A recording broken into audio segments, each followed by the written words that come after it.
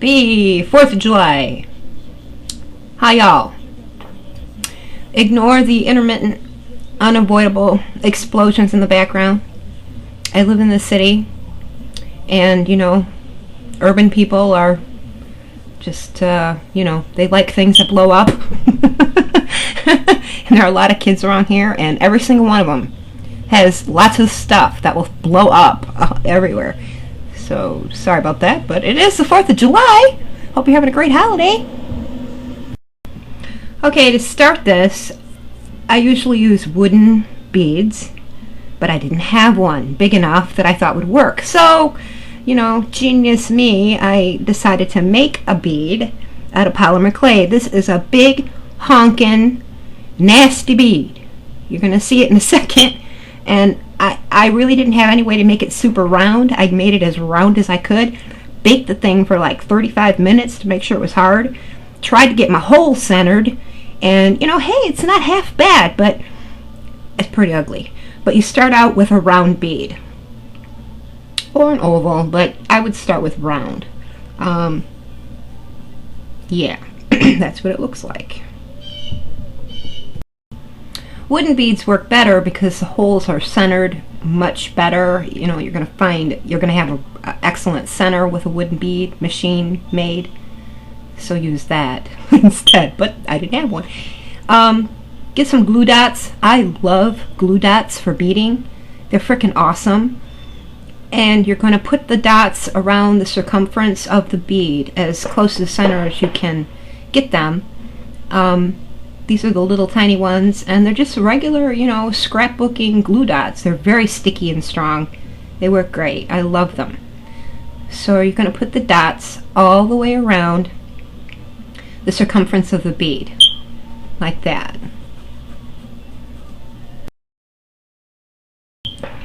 We're going to use 3 sizes of seed beads, 8s, 11s, and 15s. We're going to use size reduction and count reduction to accomplish this. So you're going to start with your largest seed bead, which is the 8s, and you're going to count out an even amount of beads. This big old bead takes 48. It took 48 beads to go all the way around. And then you tie them in a circle, go through the beads twice to make a loop, and then tie them, not real tight, but you know, kind of loosely so that it's together. And then you start your peyote stitch around. And before you start beading, you have to put the ring onto your core bead. So slip that ring onto your core bead and over your glue dots, trying to get it centered. You're going to be adjusting your beadwork quite often to keep the hole centered in your beadwork. And I'll show you that in a little bit.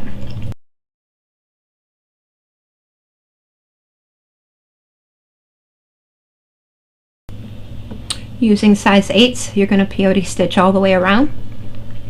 This is tubular stitch peyote. And you pick up a bead, skip a bead, put your needle through the next bead, pick up a bead, skip a bead, put your needle through the next bead, etc., etc., all the way around.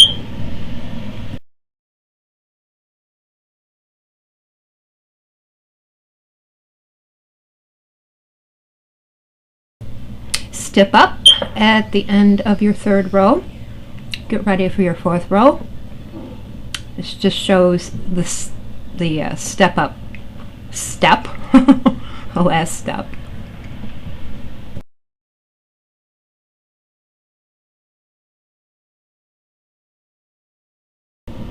You're going to add a 4th row of size 8s, peyote stitch all the way around, and step up again. You see how the beads are not centered in the middle of the core bead? You're going to fix that now. You're going to readjust your beadwork so it's in the middle of your core bead. Just like that. See how I moved it so it's in the middle now. The 5th row we're going to use a size reduction. So start using your size 11s and peyote stitch all the way around using size 11s, and then step up.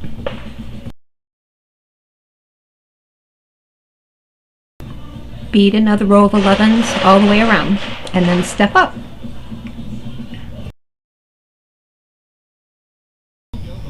You're going to frequently check the top of your bead to make sure the hole is centered, and this is so not centered. It's really, really off.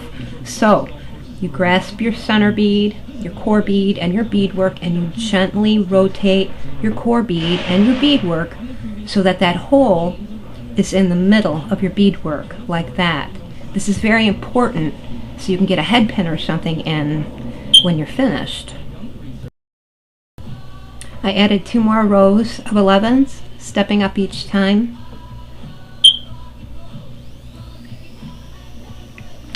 Check to make sure your hole is centered by looking at it from the top.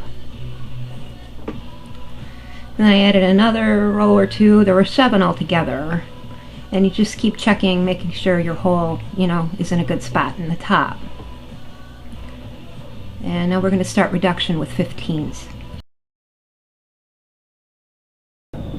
Peyote in a row of 15s. Step up when you're done. I forget how many I had altogether, 4 or 5 I think. Again, check your hole center from the top, make sure it's in the middle. I've got 4 rows of 15s in, and the beads are starting to pull away from the curve. It curves very severely after here. So I bead in 4, I skip 1, bead in 4, and skip 1, all the way around to do a count reduction on the 5th row of the 15s. Here I'm stepping up after that reduction row, space reduction row. This is a view from the top with the space reduction after every 4 beads. Firecrackers and bombs are everywhere. I'm going to stop for a few minutes. Wow, sounds like Baghdad out there. Okay, anyway, you're going to bead the next row after your space reduction, count reduction row with 15s and 11s. So you're going to bead with 15s until you get to this space that you skipped, and you're going to add an 11 in that space. Now it starts getting a little hairy after this, and difficult to explain because it turns into bead by the seat of your pants beading. There's no pattern to it.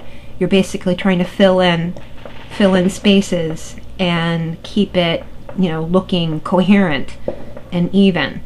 So I may just post pictures and you can look at them and see if you can figure out what I'm doing, because it's just too difficult to explain. There's really no pattern to it. I'm just kind of trying to figure out which is the best way to go to fill it in and keep it coherent and end up at my hole at the top. So, if you have questions, I can try to answer them, but this is really it just takes practice and, doing it over and over. I'm not even the best at this. I enjoy it, but I'm by no means an expert, so enjoy the rest. I'll, speak up if I think something has to be said.